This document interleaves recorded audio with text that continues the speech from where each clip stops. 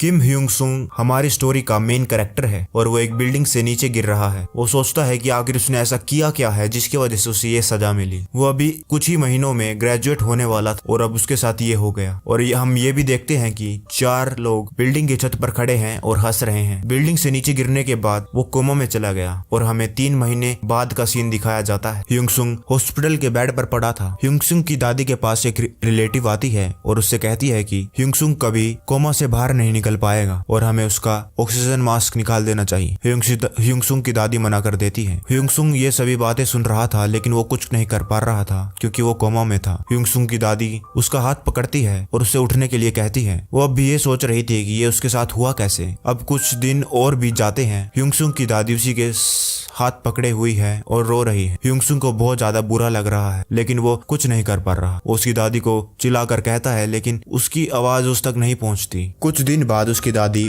और ज्यादा दुखी हो जाती है क्योंकि उसके रिश्तेदार उसे कहते हैं कि उसे ह्यूंग सुंग पर हार मान लेनी चाहिए, लेकिन उसकी दादी ये नहीं चाहती थी। ह्यूंग सुंग को उसने बचपन से पाला था जब उसके माँ बाप मर गए थे। वो ह्यूंग सुंग को कहती है कि उसे कुछ इशारा दो कि वो जिंदा है। ह्यूंग सुंग अपनी पूरी ताकत लगाता है लेकिन वो अपनी बॉडी बिल्कुल भी नहीं हिला पाता। जिसके बाद कई साल बीत जाते हैं और उसका भाई आता है उसे देखने के लिए और वो कहता है कि वो अब और सहन नहीं कर सकता। ह्यूंग सुंग के जाने के बाद वो लड़के अब उसके छोटे भाई को तंग करने लग गए हैं और वो कहता है कि उसकी दादी अब एक रेस्टोरेंट में काम करने लग गई है ताकि वो उसके हॉस्पिटल का बिल भर सके, लेकिन उसको चोट लग गई है और वो कहता है कि अब मुझे क्या करना चाहिए। और ये भी सोचता है कि अगर वो मर जाता तो उनके लिए कितना अच्छा होता और रोने लगता है और अपने भाई को उठने के लिए कहता है लेकिन वो कोमा में था और कुछ कर नहीं पा रहा, लेकिन वो उसकी बात सुन रहा था। और अब 3 साल बीत चुके हैं और उसका भाई भी उससे मिलने कई दिनों से नहीं आया और जिसके बाद कुछ नर्स बात कर रही थी कि इसकी दादी अब इससे दोबारा मिलने कभी नहीं आएगी और अब वो टीवी की वॉल्यूम और ज्यादा बढ़ा सकते हैं। ये सुनकर ह्यूंग सुंग को गुस्सा तो आ रहा था लेकिन वो कुछ कर नहीं सकता था। जिसके बाद ह्यूंग सुंग उन लोगों को याद करने लगता है जिसकी वजह से ये सब हुआ। उन सभी के चेहरे उसे हूबहू याद थे और वो उन टीचरों को भी याद करता है कि जिन्होंने उसकी मदद नहीं की और उन बुली लोगों का साथ दिया। वो अपने दिमाग में सोचने लगता है कि वो उन्हें कैसे पीटेगा, कैसे उनसे बदला लेगा हर एक मूव, और एक परफेक्ट प्लान बना लिया। लेकिन अब 10 साल बीत चुके हैं और अब उसके पास कोई उम्मीद नहीं बची है। उन 10 सालों में उसने ये सोचा था कि उन बुली लोगों से और उन सभी लोगों से उसे बदला कैसे लेना है, लेकिन उसकी सारी उम्मीद धरी की धरी रह गई। 10 साल हो चुके हैं लेकिन वो अभी भी कोमा में है। अब उसके लिए ये सब कुछ भी मायने नहीं रखता और वो कहता है कि प्लीज कोई तो इस मेरी जिंदगी को खत्म कर दो। तभी उसे एक रोशनी दिखती है, उसमें वो अपने आप को ही देखता है और वो थोड़ा सा रिलैक्स हो जाता है। और तभी एक रोशनी आती है और जब वो अपनी आंखें खोलता है दोबारा तो वो देखता है कि सुबह हो गई है और वो अपने क्लास में है। वो सोचता है कि ये तो एक सपना है और अपने गालों को छूकर उसे चुटकी बांटता है तो उसे दर्द होता है, लेकिन उसे पूरा विश्वास नहीं था, इसलिए वो एक पेन उठाता है और अपनी टांगों में दे मारता है। जिसके बाद उसे एहसास होता है कि ये तो असलियत में। वो खुश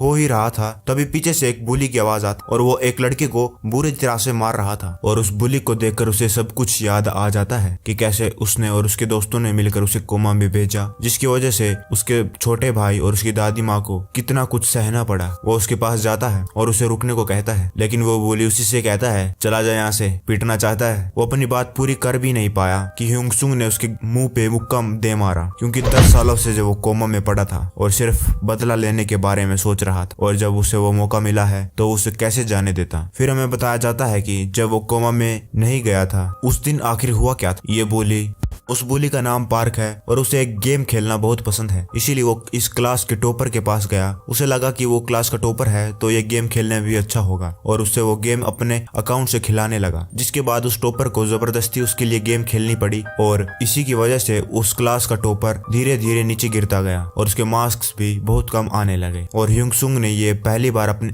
आंखों के सामने देखा और इसीलिए वो उसे रोकने के लिए गया, लेकिन उसका दोस्त ने उससे कहा कि ऐसा मत करो, इसका अंजाम बहुत बुरा हो सकता है। लेकिन उसकी बात को वो अनदेखा करता है क्योंकि उस टॉपर ने उसकी भी कई बार मदद की थी पढ़ाई में और वो पार्क के पास गया उसे रोकने के लिए। लेकिन उस दिन के बाद से उन सभी लोगों ने उसे टारगेट करना शुरू कर दिया और जब भी मौका मिलता उसे पीटते। उसकी क्लास के लोग ह्यूंग सुंग की तरफ देख रहे हैं कि क्या ये पहले से इतना खतरनाक था। ह्यूंग सुंग ने ये सारी कैलकुलेशन अपने दिमाग में पहले ही कर रखी थी। पार्क एक अच्छा बॉक्सर है, अगर वो उससे पहले मारने का मौका देगा तो वो पक्का हारता, इसीलिए उसने पहले पार्क पर पार्क किया और उसे मारता ही जा रहा था। पार्क ह्योंग-सुक को देखने के लिए मुंडी घुमाता तो ह्योंग-सुक उसके मुंह पर लात मार देता। पार्क अपने हाथ आगे करता तो ह्योंग-सुक उसके हाथों पे मार देता। वो उसे बिल्कुल भी मौका नहीं दे रहा था और पूरी तरह पीटे जा रहा था। तभी एक उड़ती हुई चेयर आती है। ह्योंग-सुक उसे डोज कर लेता है। जब वो देखता है कि ये चेयर कहाँ से आई तो वो देखता है कि पार्क के दोस्त हैं और वो ह्योंग-सुक को रुकने के लिए कहते हैं। ह्योंग-सुक कहता है कि अगर वो नहीं रुका तो वो लोग देखते हैं कि ह्योंग-सुक जरा सा भी डरा हुआ नहीं है और जंग मिहो उनमें से एक सोचता है कि क्या ह्योंग-सुक पागल हो गया है। उनमें से एक बड़ा सा बॉडी बिल्डर टाइप कैंग ह्योंग-सुक की तरफ बढ़ता है, लेकिन इससे पहले वो लड़ाई शुरू कर पाते स्टूडेंट आता है और कहता है कि टीचर आ गए हैं, जिसकी वजह से उन लोगों को वहां से जाना पड़ता है। जाने से पहले कैंग ह्योंग-सुक को कहता है कि तेरे तो लग गए, क्लास खत्म होते ही मैं जरूर आऊंगा। जिसके बाद